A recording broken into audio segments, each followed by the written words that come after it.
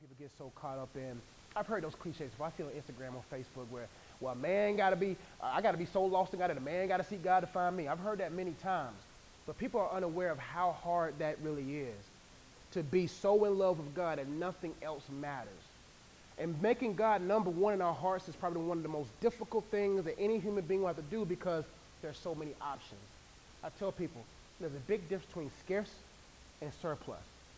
You go to Asia right now, you go to Africa, where it's Islamic countries, and you go to these different places where God is scarce, God is more valued. You go in America, where God is everywhere. We got 4 or 5 Bible apps. We got 50-something preachers that we listen to. We got God everywhere. The more God we have, the less value he becomes.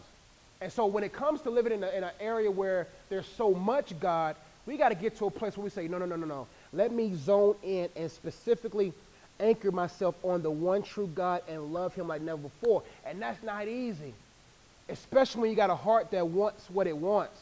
Like for me, I got to always wrestle with certain things, but we got to get to a place where we stop wrestling and say, you know what, I'm done with this. That's why I tell people, take the next 3 to 6 months and focus on you.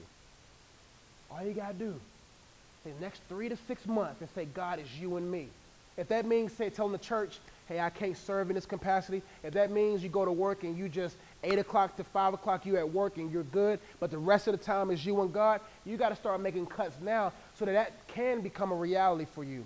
If that doesn't become a reality, then you'll always be like, God, get out the way. I'm still waiting and looking for what I really want. Versus I'm so engulfed with God and nothing else matters. You should be shocked when the one comes. You should be so in love with God that when a person comes, you be like, why are you here? Me and God, we good now. Why are you here? But if you over there like, God, where is he? Versus, God, I'm content with you.